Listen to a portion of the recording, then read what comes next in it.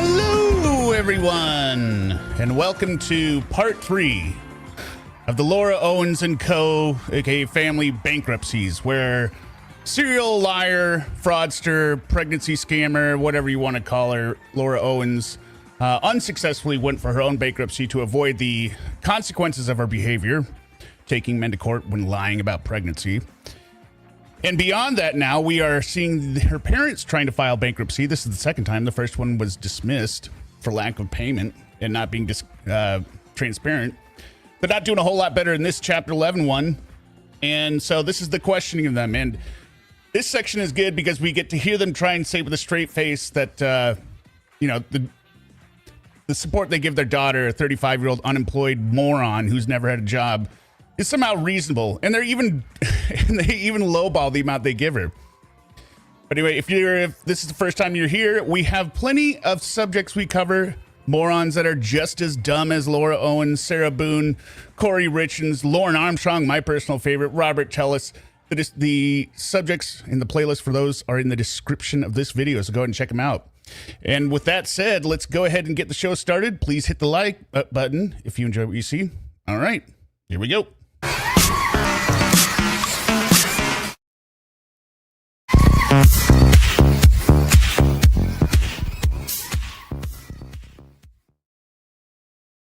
Good evening to you all. Okay, so we are doing another doubleheader tonight. Just as a heads up, there will be the Lauren stream after this. But let's get into this one because this video is about an hour. So if you remember yesterday, part 2, we finished with the 716 hearing on the GoFundMe section at all. And so we're going to get a little bit of a backup, but her explanation of where the money went didn't make any sense. So then there's a discussion of it being commingled with the business income. And Jan said something like, oh, we didn't have any business income, so it couldn't have been commingled. To which Jennifer Giamo, our hero, immediately calls her out. But let's go. Based on what you just said, even though the GoFundMe funds were all going into the 0349 account, which is... And it is sped up to 125%. Just because I don't want to spend 3 hours on these losers. Is Mr. Owens' account, correct? Yeah. Okay. Those monies were then transferred to other accounts and commingled with the funds in the other accounts, correct? Yes. Okay. So really, once you transferred the GoFundMe funds out of Ronald Owens' 0349 account, there was no way for us to be able to specifically account for how the GoFundMe funds were used, because now it was commingled with your pension and Social Security income as well as business revenue, right? There was no business revenue coming in at that point. See, Jennifer, you're wrong. Couldn't be commingled with business revenue. There was no business revenue. This is an extremely stupid statement as well, because they're going to try and say, oh, it wasn't making any income. There were losses. You just said no revenue was coming in. Cash. Idiots. Well, If you're talking about when the GoFundMe came in, the main part of the GoFundMe was for I think January and February. I mean, it started in December of 2024, and I think the main part of it came in and went out in January and February. And I don't believe that there was business income coming in at that point on a significant level. I don't believe that it would have been commingled with any business income. all right. Well, now we're going to turn to that, because that's actually a very false statement. I have... All right, this is new. That's where we ended yesterday. We're picking up now. That's a very false statement. Always good to hear from the examiner. your bank accounts, Ms. Naylor, and by August 14th of 2025, which was the date you filed your Chapter 13 bankruptcy, the LLCs had received, at that point, over $41,000 of business receipts. Oh, no. You're denying that? It says it on the bank statement. We have somebody to do it. I can't understand. Yeah, and then Ron's talking to... So I'm guessing it's Laura interrupting, and then Ron's trying to say something to her. Come on, Ron. You, Mr. Owens, can't understand you. You gotta back up. The bell rang, and we had somebody at the door. We taking care of the The problem. bell rang. We have somebody at the door. Okay. I'm sorry. So you said that I have done an audit of your bank statements, all 8 of them. It's thousand. It's like, well, it's, you gave me like what, 8 accounts for 18 months. Each of them is about 400 pages. So I don't know the math on that, but I think it's over 3,000 pages of documents. You filed your bankruptcy, your Chapter 13 bankruptcy on August 14th, 2025, correct? correct. And by that point, your LLCs in 2025 alone, so we're talking January 1st, 2025 to August 14th, 2025, your LLCs had generated over $41,000 of business receipts. You going to deny that? No. Okay, so you just said you just said a few moments ago, you said, oh, at that time the businesses weren't making money. So do you want to change your answer to that? Yeah, because there was money going out. Everything that was coming in was going out. Oh, shut the up. God. I didn't hear it at the beginning, or her with the account number. She said it's going in the same accounts, right? That the GoFundMe is going in once they transfer the GoFundMe funds out, right? They're throwing it all in one bucket. This is ridiculous. The stuff you're transferring, ma'am, that's your income, your revenue, gross receipts, not net income, gross receipts, gross revenue. I don't think that if you look at I think there's a pretty clear trail too with regards to the LLCs that everything that was coming in was going out. There weren't any surpluses. They were going to pay expenses. Oh, well, yeah, there weren't any surpluses. So I left the surpluses category blank. This is embarrassing. that's funny because I don't see the expenses, business expenses, as you're suggesting. I see. Uh-oh. Yeah, here it comes. A lot of payments to Laura.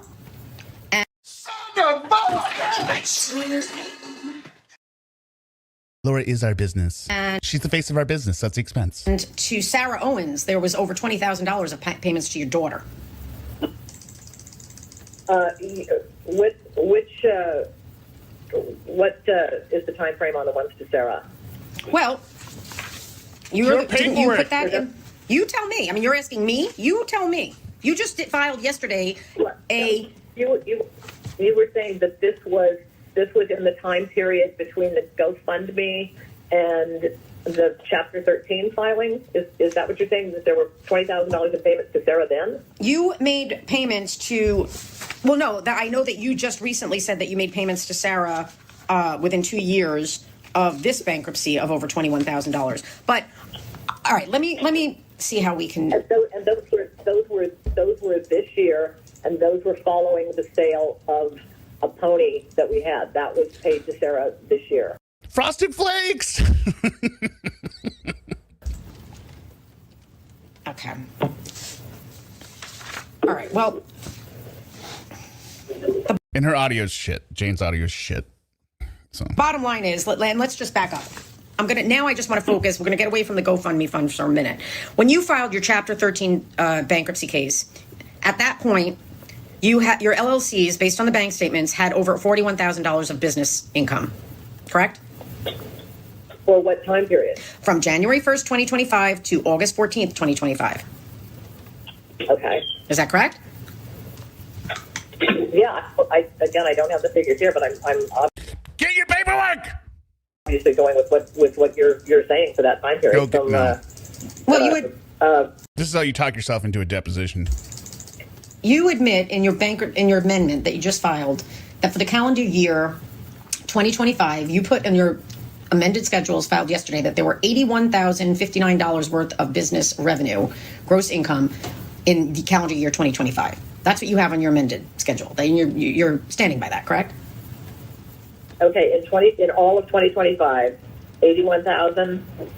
I'm reading from your amended schedules. This is your statement that you saw. Yeah, I love how Jan just keeps trying to put it back on her. Like, I'm not sure what you're saying.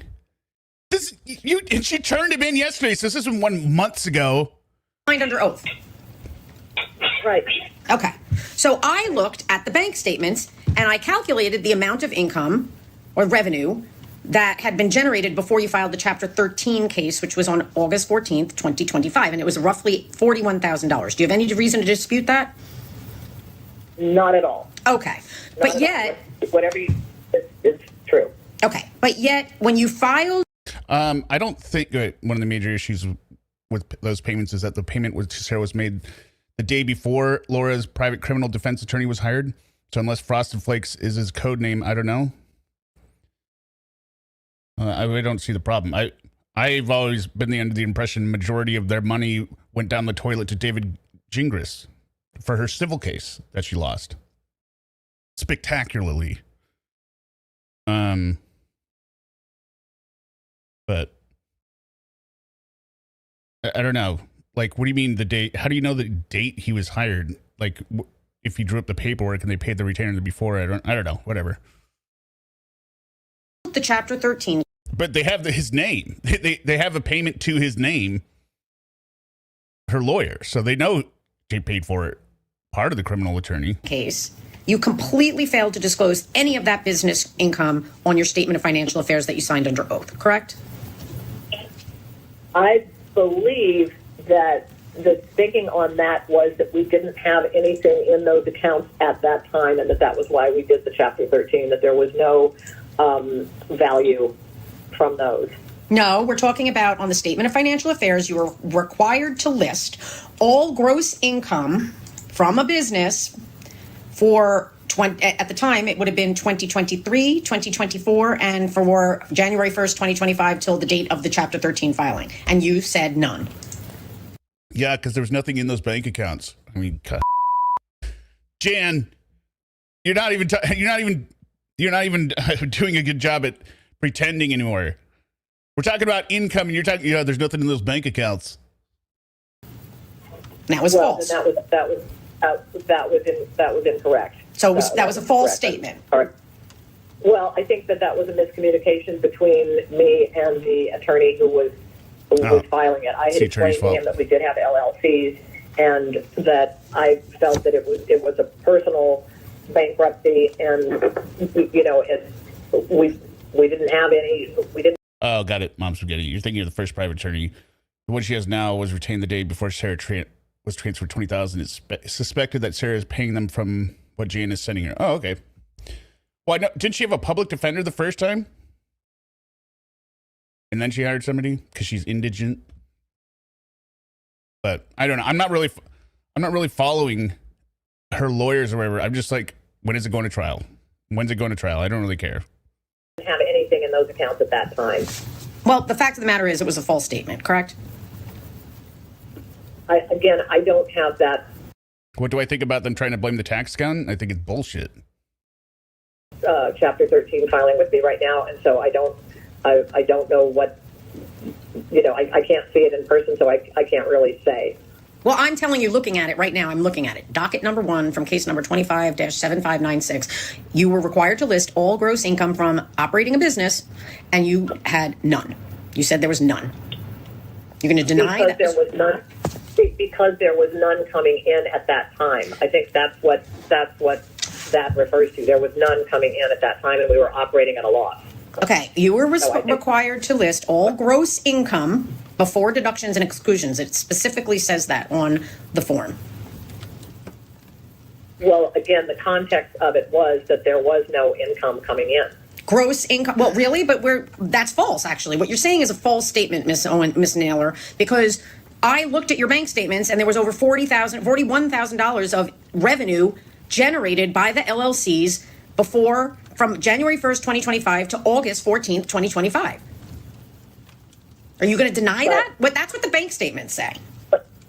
But I'm saying that as of when we were filing for the bankruptcy, we were operating at a loss on all of those, and we didn't have anything coming Say it again, Jan. That's what I think the context of that was. But again, I don't have the documents in front of me. But well, that's because you're an idiot. Say net income again. Say operating at a loss again. That's what and you can look at the the statements. Anytime we had any money coming in at all from the businesses, it was going right out to pay expenses. It was going right out. Jan, no one is arguing that you guys you burn through money. Nobody is arguing that fact, but you are refusing to declare the money you got in order to blow it.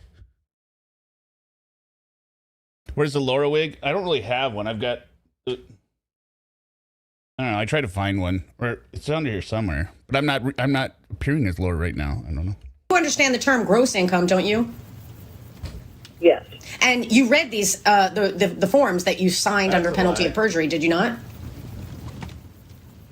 I had worked with the attorney to, when he had asked me the questions and everything, and yes, I signed them, yes. Okay, and it specifically says on the form, gross income before deductions and exclusions, right? Isn't that what the form says? Well, I'm asking you if that's what all right, that's what the form says, correct? I don't know. I don't have the form in front of me. Again, I would have to look at the context of it, and I'm trying to explain to you what the context was. That we did not have.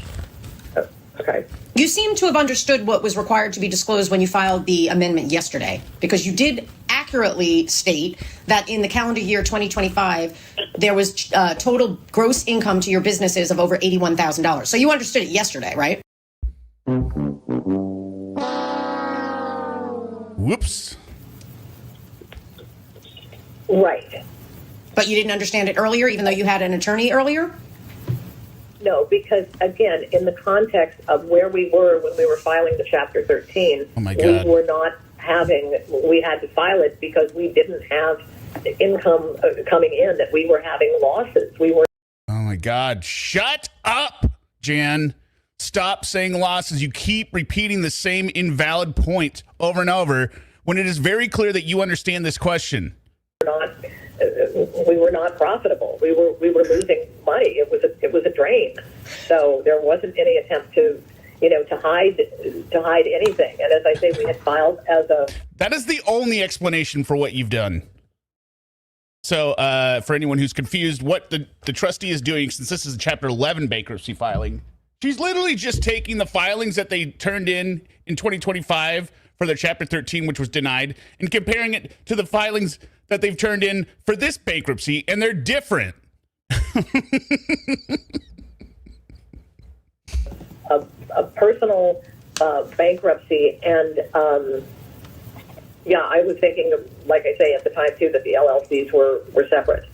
Well, let me just ask you this. One of the things in the earlier Chapter 13 case, let's just look at, you were supposed to provide the gross income for part of 2025 up through the petition date, for 2024 and for 2023.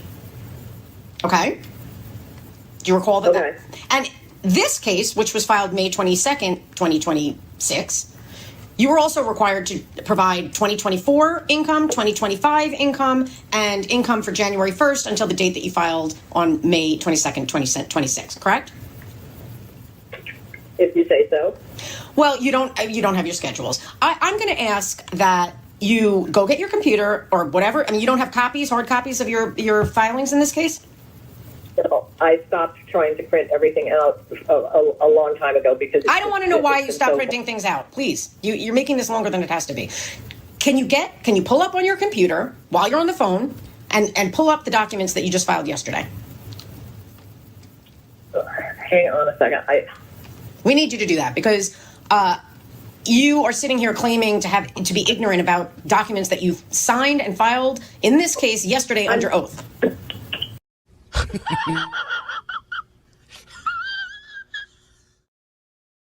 Yeah, and suddenly it's like, oh, no, I didn't. I stopped trying to print them out. There's so many documents. It's the smear campaign.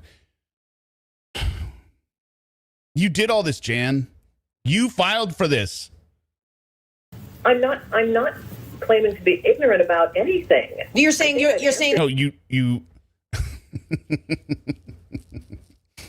not literally claiming it. That you don't remember, but this is something you filed yesterday. Go get your amended schedules, please. You were asking me about what had been filed in 2025 in the Chapter. Stop arguing. Go get the computer. Chapter 13. That was the last thing you asked me. No, I was asking you about, I said you had to, in this case, also disclose your gross income for businesses. I just asked you that, and you said if you say so. And I'm not gonna work like that. You need to have the document in front of you that you signed under oath so that I can examine you about it. So, okay. What? So can you just finish the question for me? Can you just finish the question, and I can see It's a simple question. if I can perhaps answer it in that way? Just finish your question for me. well, yesterday you filed a sworn statement attesting that the gross income of your businesses for 2024 was $40,785. Right? Okay. Is that correct? Okay. Yes. That same information was omitted, was not disclosed in your Chapter 13 statements.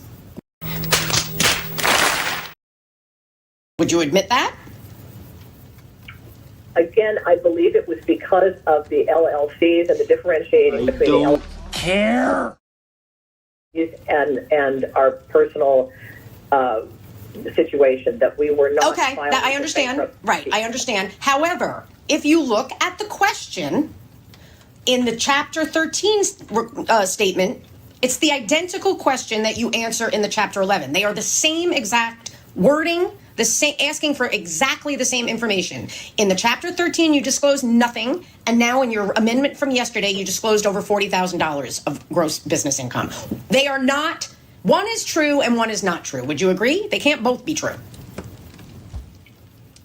Well, the truth lies in the context. No. Well, that's because you're an idiot.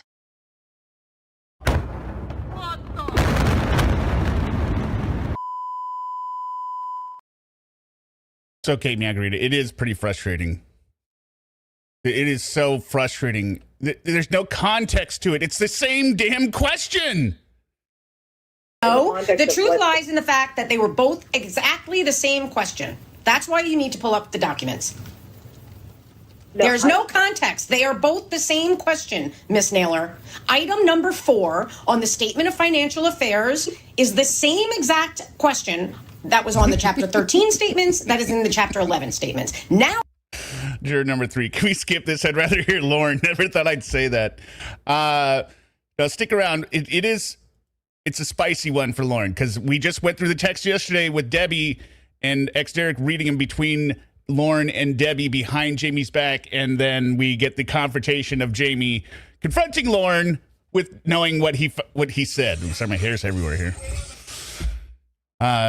And of course, he tries to wiggle his way out of it. suddenly you're disclosing. This is 1.25, Lou. Disclosing over $40,000 of business income for the year 2024 that was never disclosed in the Chapter 13. But again, the Chapter 13 was filed in 2025. Oh my God! What does it matter? They're asking about the same period. And the Chapter 11 was filed in 2026, and you're going back to 2024. Let me explain something. No. I can't bump up the speed any faster in StreamYard. StreamYard does not have that feature, and this is render video, which is why it doesn't pixelate out. So, sorry. 1.25 is all we got. In 2026, and you're going back to 2024.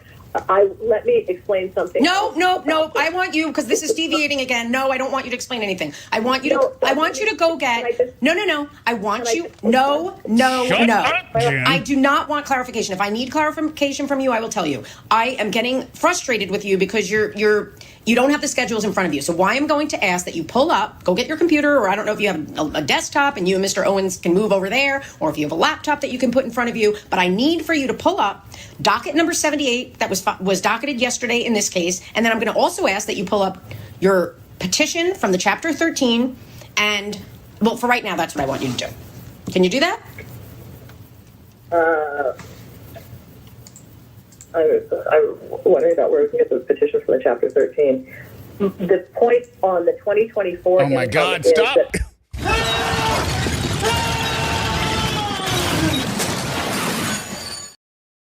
You have given this explanation 4 or 5 times to just this question. Shut up, Jan. Just go get the forms. I had not. The difference is that I had not, when we filed for Chapter 13, I had not done our taxes for 2024. And you didn't think you had any income coming in? The accurate information for 2024. when we filed for the Chapter 13, and we also felt that we were filing for the LLCs and not for that had nothing to do with our personal situation. So Filing for the LLCs are your income. 2024. So then when we did file the Chapter 11 for this year, I had at that point done the 2024 taxes and had a chance to look more at what the actual income was.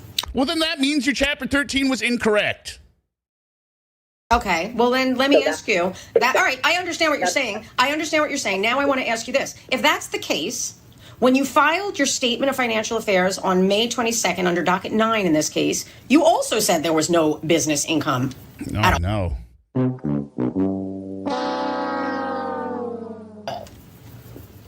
So if you already knew, hold on. According to what you just said, by that point, you knew what the 2024 business income was, but you didn't disclose it when you filed a sworn statement in this case on May 22nd, 2026. Isn't that true?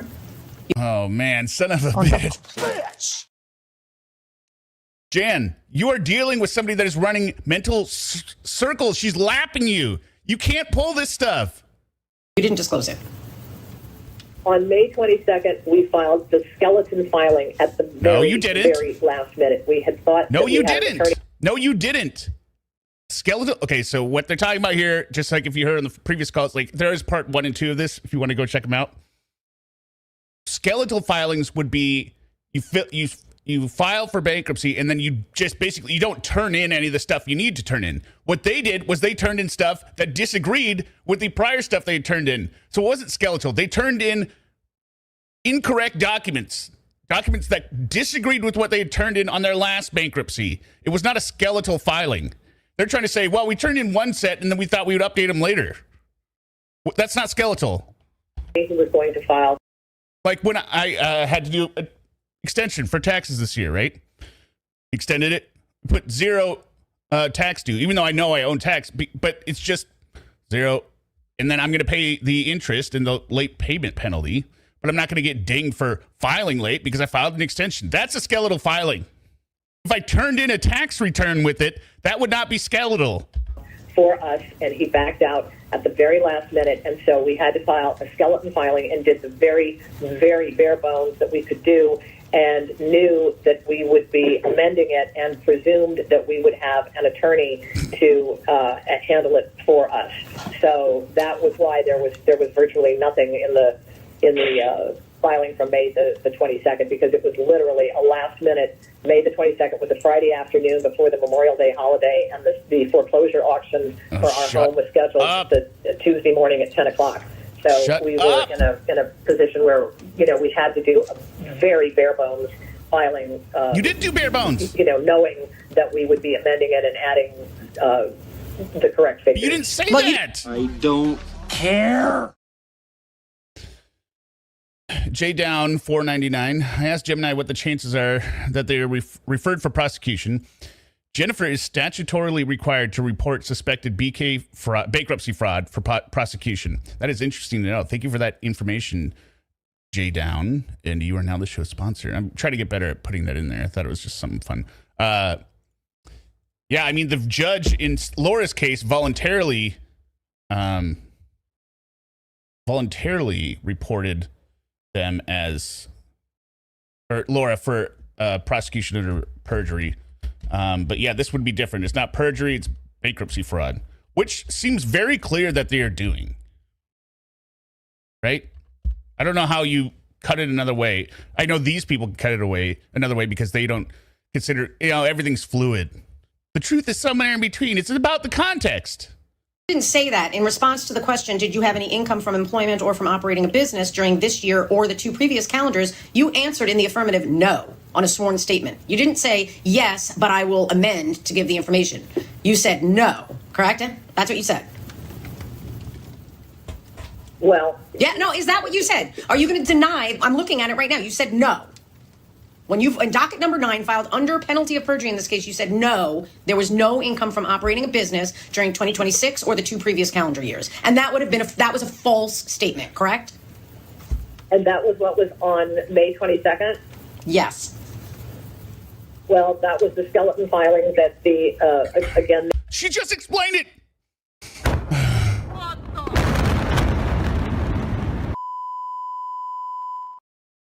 Yeah, this is a carbon copy of Laura. Laura is a carbon copy of Jan. I understand. No need to repeat. But I'm going to ask you this. It's still a false statement, correct? Well. Correct. Okay. So you didn't indicate, we're going to amend this. You just said no. There was no business income. Well, that was a mistake. That was a mistake on my. A mistake. You can hear the amount of crap that Jennifer is she's done with it. She's like, oh, mistake. Oh, okay. Mm-hmm, mm-hmm. And as I say, we were racing to get it down to your building because we had been under the impression that it could be filed again. I don't care.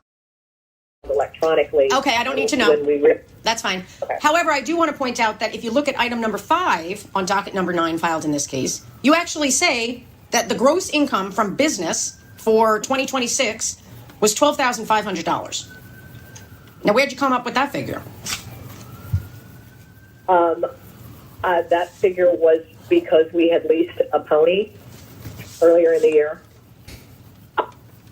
Frosted Flake? Well, we know that, and you're talking about the lease for Frosted Flakes? Yes. And so you said your business income that you list here on docket number 9 was only $12,500, and you say that that's based on the lease of the pony Frosted Flakes? Am I understanding that correctly? Yes.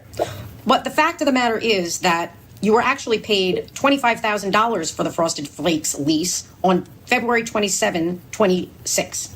So it wasn't $12,500, it was actually $25,000, right?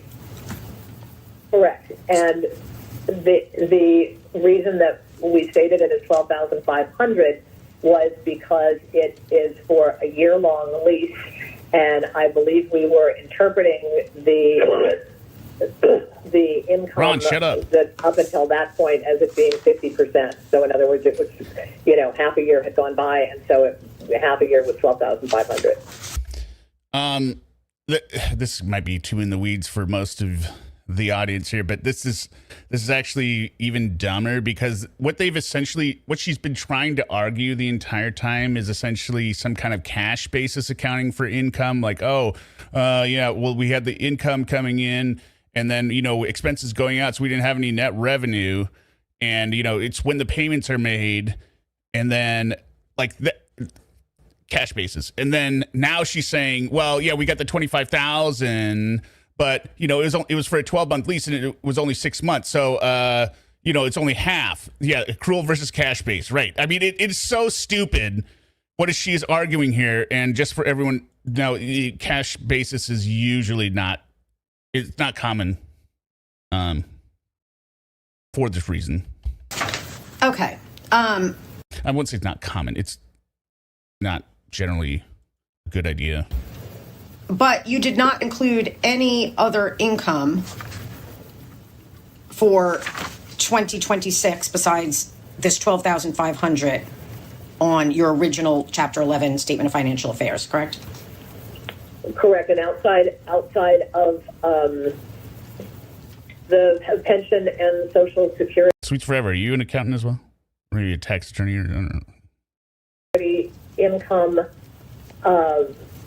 that's basically the case. There have been some contributions to the GoFundMe this year. I think it would be under $1,000 for 2026 because it has remained up there. There would be the pony lease, the Social Security and pension income for 2026. Some, like I say, under $1,000 for the GoFundMe, and let's back up. Let's back up. Okay, you're saying a lot of stuff here, Jan, and I'm pretty sure Jennifer's going to impeach it all. Let me back up. When you filed the Chapter 13 case, you never disclosed the GoFundMe funds, did you?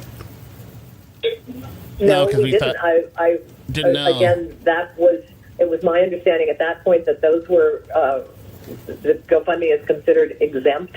And it's considered more like a gift as opposed to income. And You're talking about taxes, man. You're talking about taxes. We're talking about bankruptcy. That's why they're not asking you what was your taxable net income, all this stuff. They're asking what were your gross receipts. Again, it had all been, the majority of it had been already exhausted, 6 or 8 months before, 6 months before the filing of the Chapter 13. If that's your understanding, why did you disclose it on the filing yesterday? Uh-oh. Can't stick with a consistent position here, can you, Jan? Because of the fact that the folks online had brought it up, and they brought it up to the judge, and the judge had asked about it, and we have wanted to be transparent about it. So earlier you did not want to be transparent about it?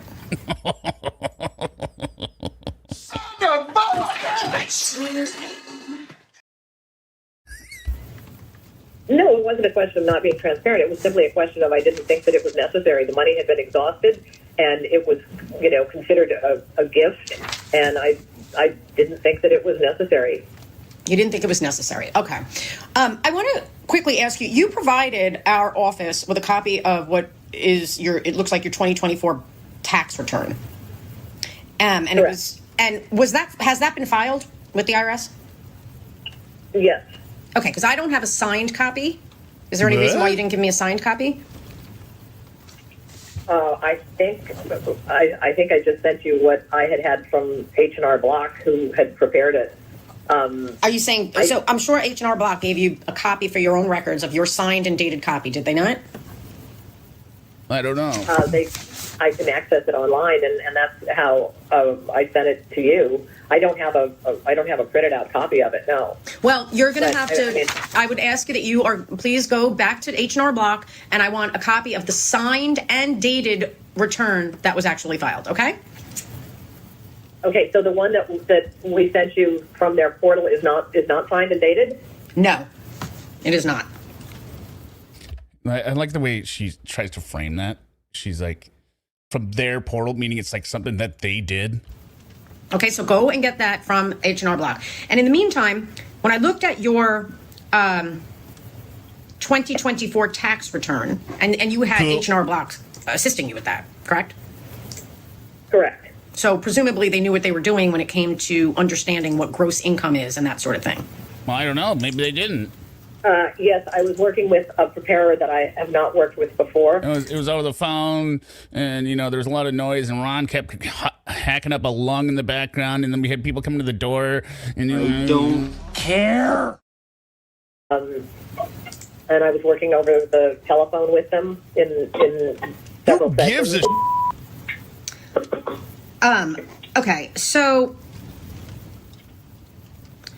the 2024 tax return shows, let me back up. On your most recent amendment to the schedules, you claim under oath that gross business income for 2024 was $40,785, correct?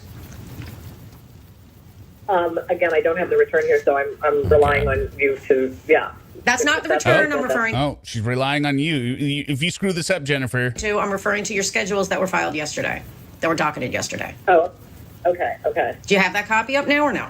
No, I don't. No, I don't. I think we're going to have you come in for a deposition, ma'am, because this just isn't working. I wanted this to work where I could just go through the questions. I thought you would be more cooperative in terms of, admitting to the things that you signed under oath. But, The funny part is when she's asking how long this deposition is going to be at the end, and she's like, is that like an hour? Maybe 2 hours? 8 hours. 8 hours? Why? Ma'am, do you not hear how this is going? sitting there saying I don't have a copy of it in front of me is just not going to work. We can have you sit in front of me and I'll put Like no progress is being made here, Jan. these documents in front of you. Your recollection, though, is it not that you said that for 2024, you realized gross income of over $40,000 from your businesses? That's what you attested to under oath in the amendment that was docketed yesterday, correct? Yes.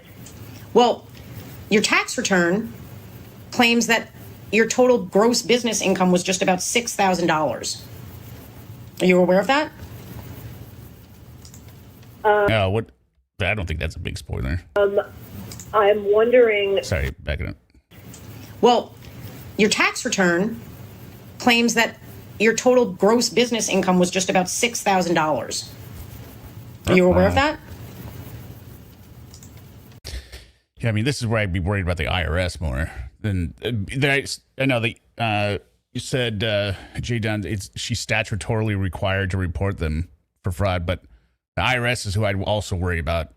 I'm wondering whether you're looking at. Oh, really? Oh, interesting. The after expenses. No, let's back. God, this is gross receipts. You idiot!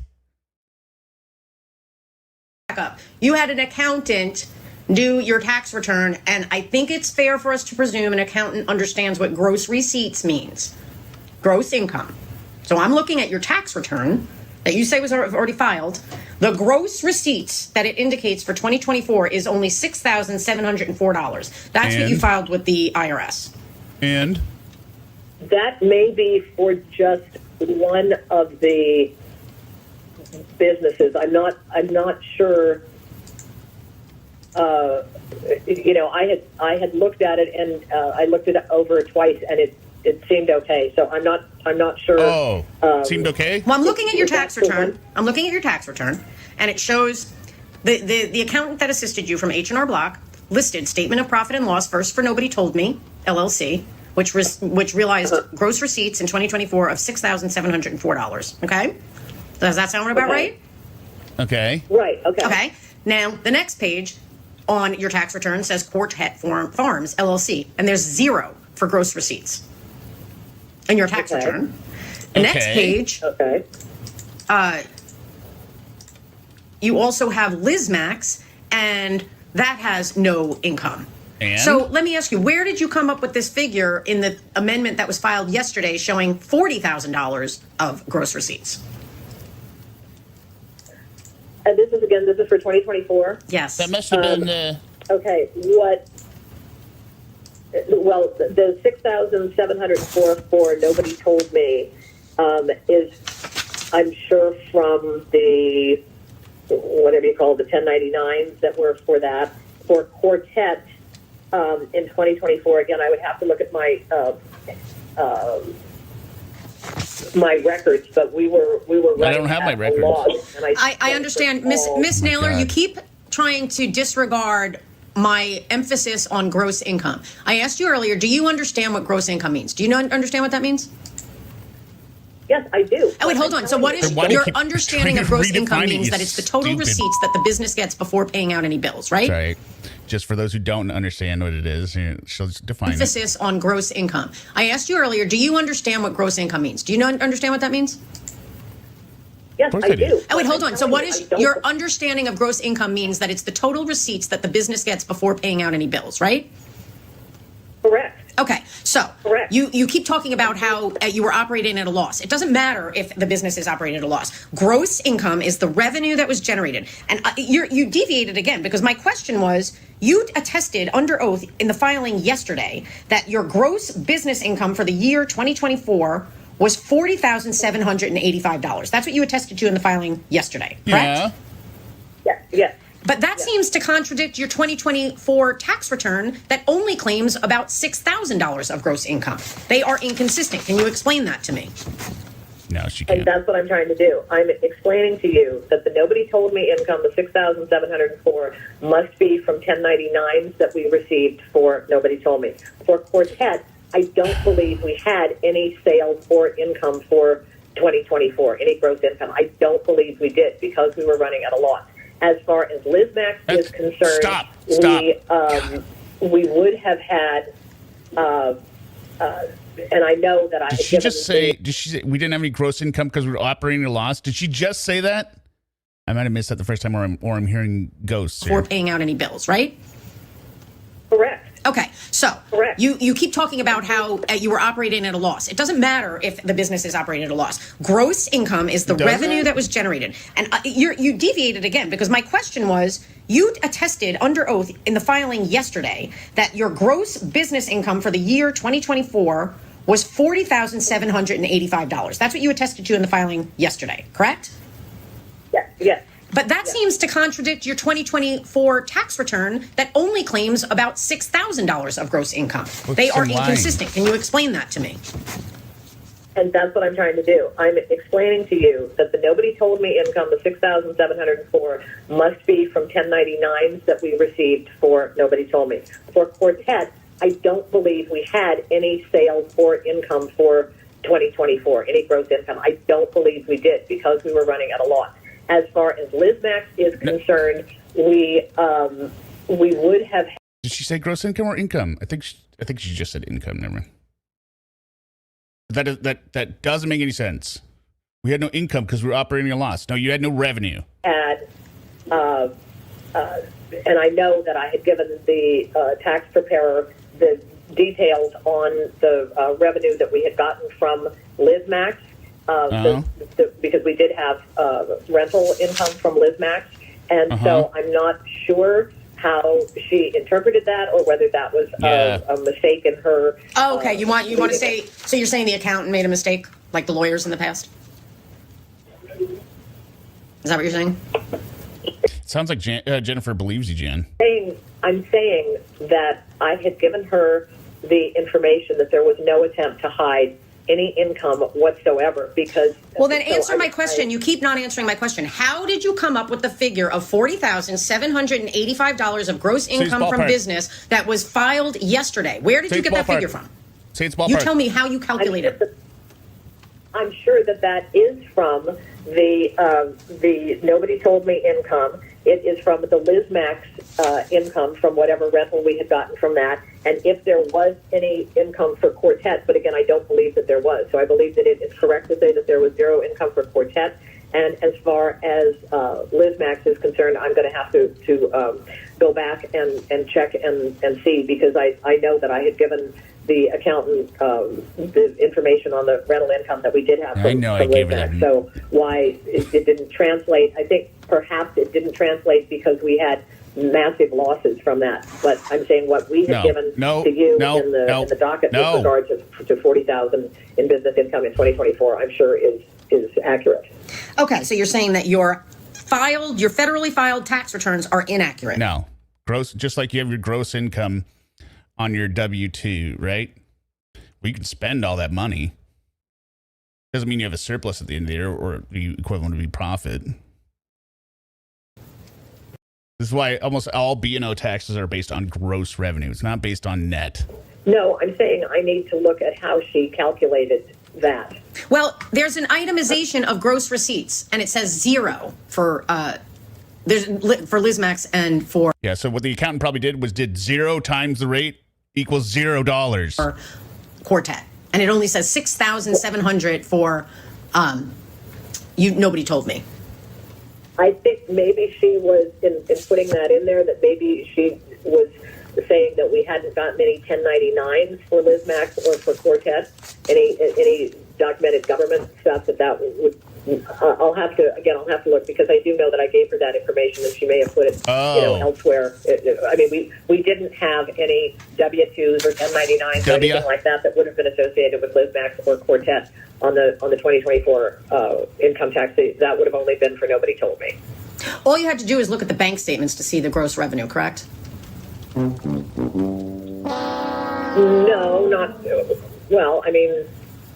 I looked at the bank statements, and I was able to calculate the gross income of each of the entities for the 18-month period for which you gave me the bank statements. In any event, this is something that I'm going to have to pursue in a deposition with you, because, again, I need you to have these documents in front of you. One of the things that you did finally admit to in your recent filing is that you are paying the living expenses of your daughter, Laura Owens, correct? Correct. And you state in Schedule J that your monthly expenses for her, and you refer to her as a dependent. 35-year-old unemployed, never worked dependent. Okay, and you say, well, where did you put this? Let me see, hold on.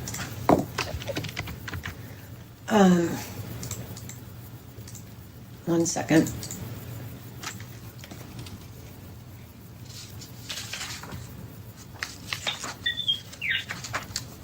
So pathetic. Okay, let me just go. Campaign girl by the U.S. Attorney, Jen. Excuse me, who is that? You, Miss Miller, speaking? Not me. Not me. Somebody, The okay, somebody harassment just again. campaign. Somebody in her office, because they said Okay, U.S. I am Attorney's looking office. at your statement of financial affairs that was docketed yesterday, and it says that you have for between 2024 and 2025 that you gave gifts to Laura Owens in the total amount of $19,608. Correct? Yeah, I remember that number. Yeah, I always remember numbers. $19,608. It's an estimate. I gave what to her? You gave gifts through ongoing monthly support to your daughter Laura Owens of $19,608. Who? Okay. That's I what don't you even said know in any your sworn Laura. statement. Correct? Correct. Yes. I couldn't understand what you had said. Correct. Okay, well tell me how you calculated that amount. From the fact that we pay for her car. No, I need to know specifically how you came up with that number. I don't need generalities. I want to know specifically how you came up with the amount $19,608. What does that include for the period 2024 to 2025? It includes clothing. It includes food. It includes whatever the housing would be. It includes the car, the insurance. It includes the basic, life necessities. Well, I know what you're telling me it includes, but how did you calculate it? Like, what amount did you attribute for that 2-year period to food? It was an estimate. Best guess estimates. It's pathetic. Well, you came up with been more. You came up with this figure recently, and you came up with a very specific figure of $19,608 or whatever it was. Let me go back there. $19,608. That's a very specific amount, Ms. Naylor, and I want to know how you calculated it. Do you have an itemization somewhere that you wrote down, like what it was that you included in that as gifts to your daughter? I was ballparking it. You ballparked ballpark. a number and said $19,608 for a ballpark figure? Well, again, if you're talking about day-to-day living expenses and having to go back. No, and I'm figure asking out, you, you just said that you ballparked a figure. If you're going to ballpark a figure, wouldn't it be a round number? You said $19,608. That's a very specific number. How did you ballpark a figure at $19,608? Just, again, looking at basically like the cost of the car, the cost of the insurance, the estimated, Suma might be joining the launch stream. She was preoccupied at the moment. This is the estimate of the cost of the car, the cost of the insurance. See, the problem is this moron did a number that was exact, thinking that there was going to be something behind it, and so therefore it gave it more weight or credibility rather than a round number. Not realizing they're going to ask, well, how did you come up with that number, ma'am? Just like with the stupid Groupon, she just picked up a bunch of expenses to cover the amount. Oh yeah, all these things here. This is more than we got in Groupon, so we paid expenses. Yeah, please don't forget to hit the thumbs up button. And Toonces, the driving cat, gifted 5 Hear Me Out memberships. Thank you very much. Congratulations to those who got them. And membership is only $1. Also, Yolanda Stream Sarcasm joined. Welcome.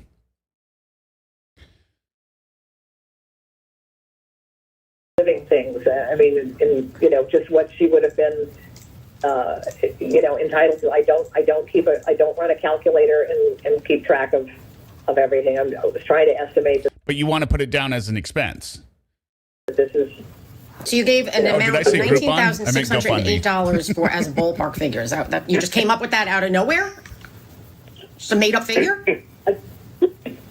Again, no, it's not a made up figure. It's of estimates that I figured, were accurate. Okay, well, let me ask you this. This was supposed to cover the period, according to your own sworn statement here, for 2024 through 2025, correct? Correct. And you say that included amounts that you were funding for her car and car insurance? Correct. Well, because we also share the car with her. Well, whose name is the car in? Whose name is the car in? The car is in her name. Okay, so I just calculated if you take the amount of the car payments and the car insurance payments for a 2-year period, that's over $25,000. So clearly the figure that you gave for gifts is understated, wouldn't you say? Well, again, I would say that part of that car expense and that insurance expense is used by us. And I would also mention the fact that the car and insurance costs have recently really soared compared to what they were in 2024 and 2025 because of the bankruptcy situation. That doesn't make any sense. The car costs. Yeah, Laura Owens claimed car insurance and car payments on her bankruptcy expenses, the ones that her parents pay. Soared, as did the insurance.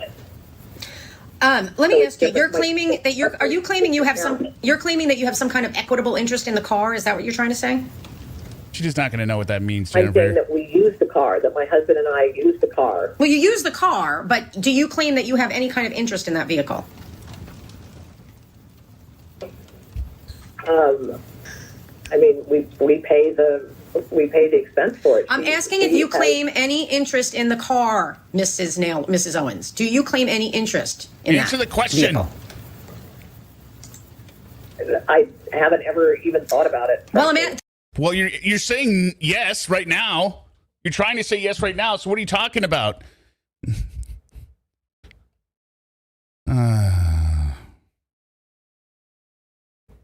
I don't know. There's a lot of debate of that in the comments. Think about it now. Do you claim any type of equitable interest in any entitlement to that car? Yes or no?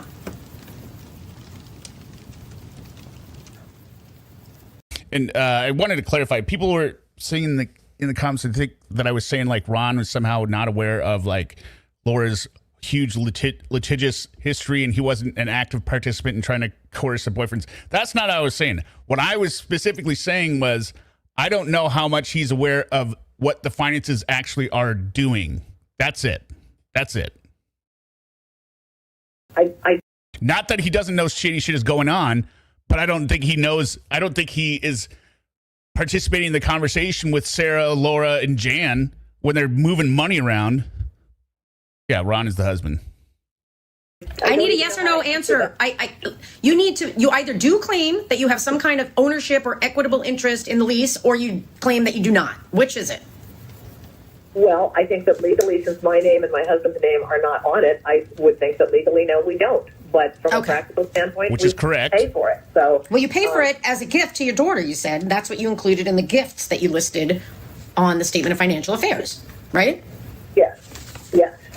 Well, let me ask you, when you put down in the amount of, and I guess what I'm going to have to do is ask you formally for documents, and I'm going to be asking for copies of all the insurance between 2024 through today, so I can see it precisely. I mean, you're claiming that it's soared, that all of a sudden it's a much higher amount. But I want to know how much you have been paying exactly on insurance and the vehicle lease, so we can figure out how you came up with this $19,000 gift figure. But I'm wondering, does that figure include the $3,500 of payments you made to your daughter's criminal defense attorney in July of 2025?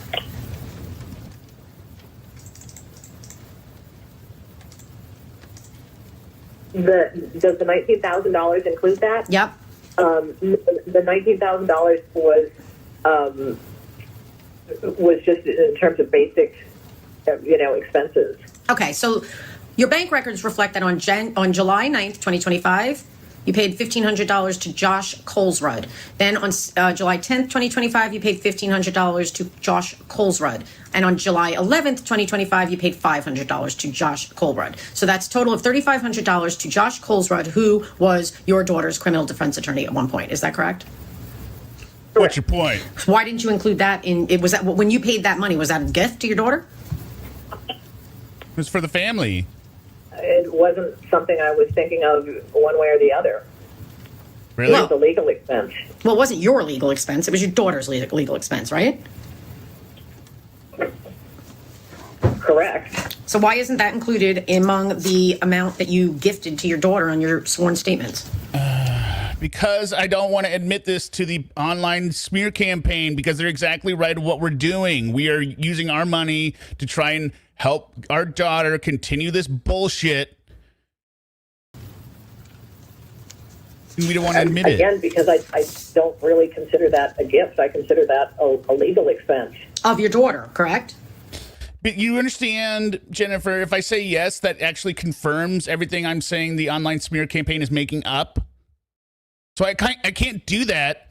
And we will see later in the post call. She actually says, like an idiot, you have to understand some of the answers I gave were for the because of the online smear campaign and people listening in the audience.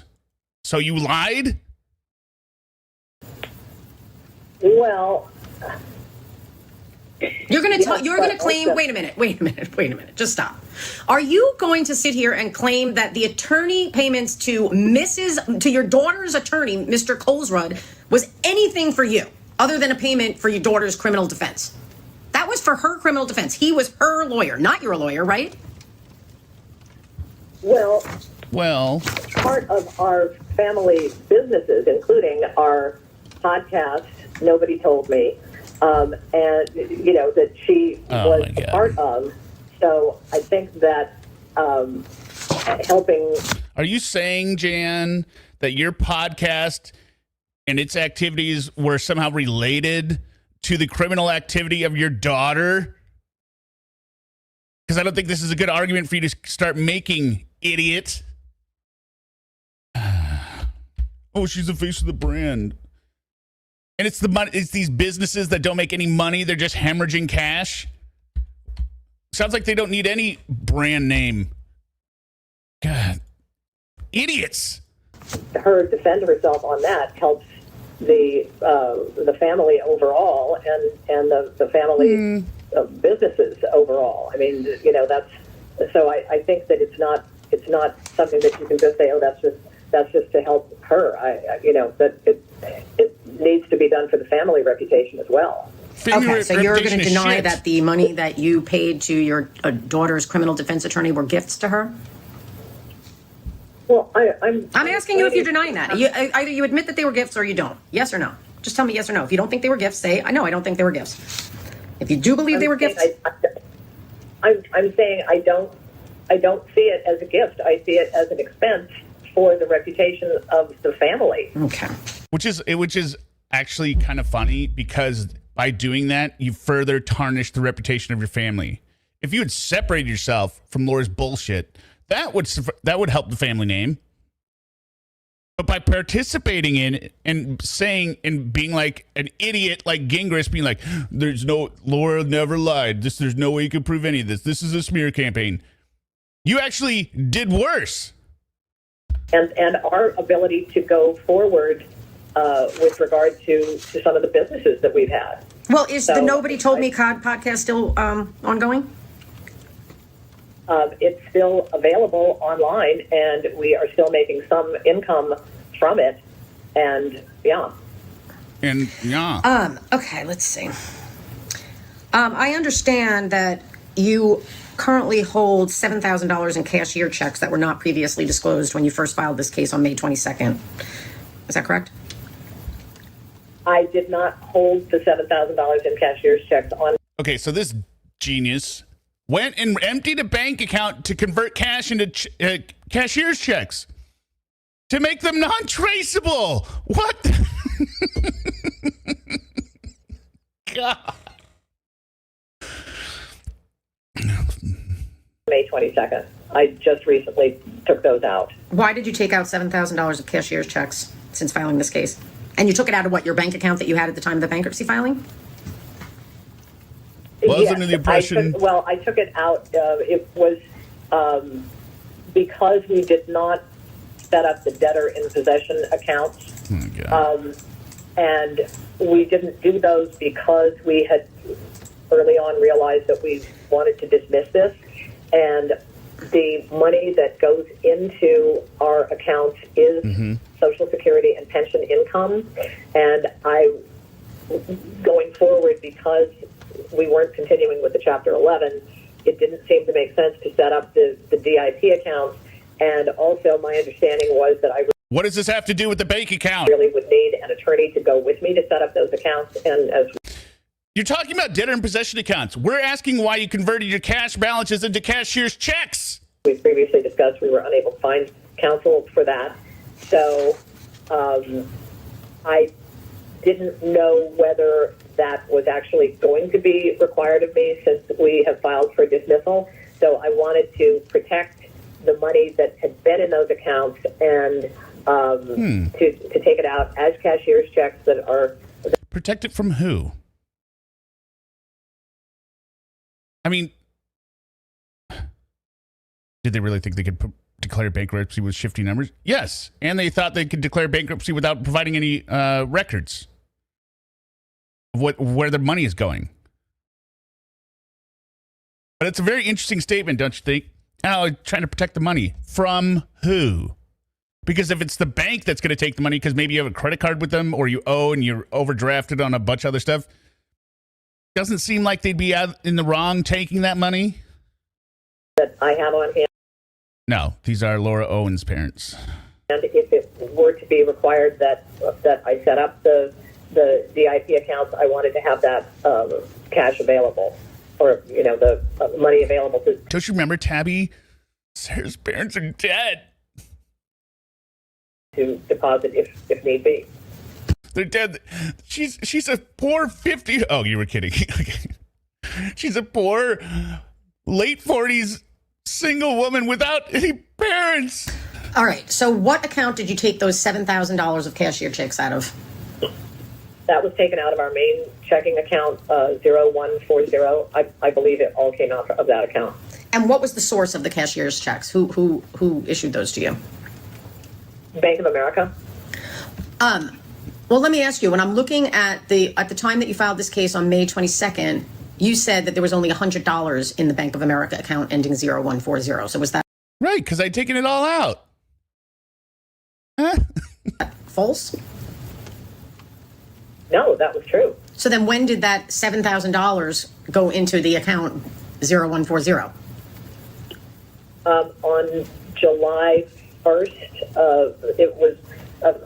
We get our pension checks on the first of the month, and so there were that's what it had come from the monthly deposits. But it doesn't. Your pension checks don't come out to be a round number of $7,000. So I don't understand. Like how many cashier's checks do you have? Enough. I have one for 1,000 and one for 6,000. Okay, and you got the cashier's checks drawn from your own account that held $7,000 in it. It held more money than that in it, but that money was being used to pay for day-to-day living expenses, and we had an automatic withdrawal coming up for the car insurance, and so I did not close those accounts, but took the majority of what was in there out, so that again, if I were required to do the debtor in possession accounts, I would have the funds to do it. Okay. I'll have to see. I mean, you're not to spend that money. Do you understand that? Correct. Okay. I wouldn't at this take that point, as an you have to understanding. be mindful of the fact that you're in bankruptcy and you can't be like taking money out of accounts and then hiding it like that. Maybe you should. Right, and that's why I had it. That's deliberately why I had it in cashier's checks, so that it would be very clear that I wasn't attempting to hide it. Okay, well, maybe you should just deposit it back in there. I don't know what's going to happen with the dismissal. I know that we have a hearing on the 27th. If the judge at that point, I mean, I think what you need to do is... See, Jennifer, she converted her cash into cashier's checks for the specific purpose of making sure nobody believed she was hiding it. So that it was all above board. That no one could confuse her of trying to hide cash. put it back into your account is what I think you need to do.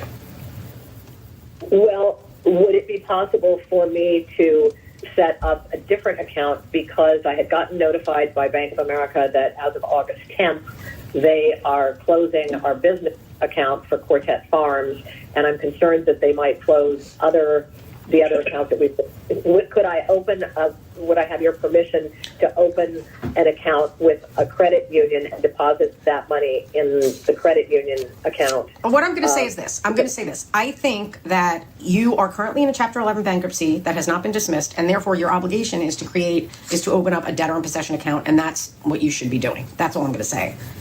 You have to determine for yourself. I can't give you legal advice, but that has been your obligation since the day you filed this case, that you were required to open a debtor in possession account, and you have not. So I'll just leave it at that. So are you still supporting your daughter, Laura Owens? Yes. And does she earn any income on her own? Have you She met her? has been unable to. Well, my answer is, that's just listen to my question. Does your daughter earn any income of her own currently? Yes or no? No. Okay. So I understand just from public information that your daughter has a private criminal defense attorney currently, correct? Correct. Are you paying for that attorney? No. Yet. Who's paying for that? I mean, this is probably the biggest whopper of the lies. This Laura Owens, who has never had a job, never collected a W-2, is 100% dependent on her parents for every expense she has, according to both of them. And now she's facing a criminal charge and she's hired a private attorney.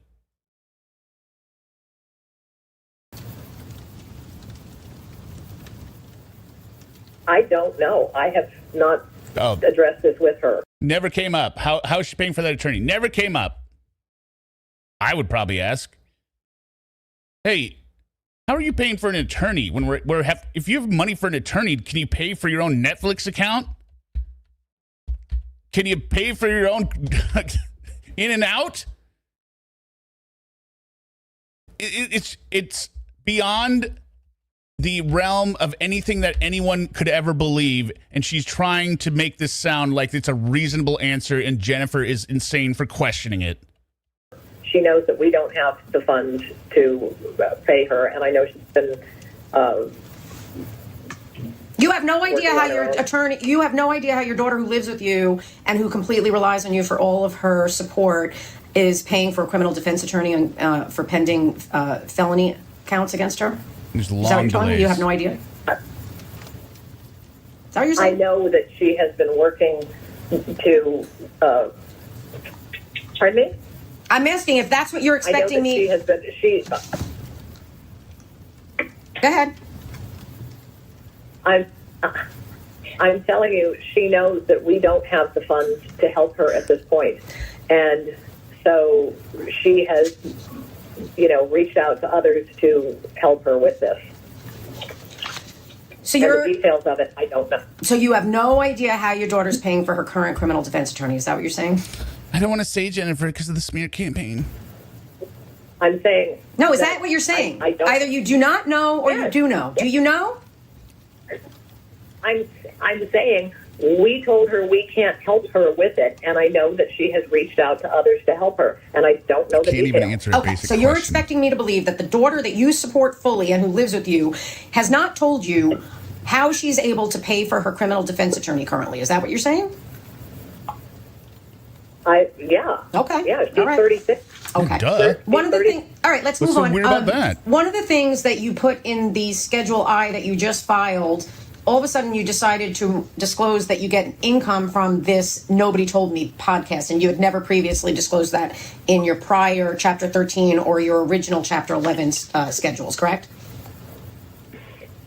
Correct, because again, it was an LLC, and it has been absolutely decimated. Okay, I don't. You're saying you're giving me some reason that doesn't make any sense to me. But all of a sudden, for the first time, you have decided that you were going to disclose that Nobody Told Me generates income to you of $50 per month. That's the first time you've ever disclosed that was on this filing from yesterday. And it also made $83,000 in a single year. Right? Right. Okay. So let me ask Here we go. Here's another stupid thing to say in a bankruptcy hearing. Go for it, Jan. you something. You keep talking about expenses and you say you understand what gross income means. Why didn't you disclose on Schedule I of your documents, of your that was filed yesterday, If you look at Schedule I, it requires for business income, and nobody told me LLC is a business, correct? Is it what? I'm sorry, you broke up there. Nobody told me LLC is your business. It's a business. Correct. Why didn't you report this $50 of income on item line 8A, which asks for net income from operating a business? Why didn't you do that? Because it's so small. Well, I'm sorry, Miss Naylor, you don't get to decide where things go on the forms just because you think it's trivial. You need to fix this, and you need to properly report this on item 8A. And one of the things that you will see is that item 8A requires that you attach a statement for each business showing gross receipts, ordinary and necessary business expenses, and then the total monthly net income. So you need to do that, okay? Okay. And that is the end of this section. We will have part 4, which is the conclusion. It might be tomorrow. It might be next Friday. Hopefully tomorrow. But Meowfie Bagay gifted 10 Hear Me Out memberships. Thank you so much. And congratulations to those who got them. We are going to now head over to the Lauren stream, where, again, he's getting confronted for cheating from the text that we read last night. So the link to that is pinned up top if you want to go ahead and click on it to join the stream. If you don't get redirected, you should be redirected. But also YouTube, oops, I'll do my thing here. YouTube thinks that you will enjoy this video on screen. So go ahead and check it out. Please hit the like button. Remember, subscribe if you already haven't. Okay, see you then. Bye.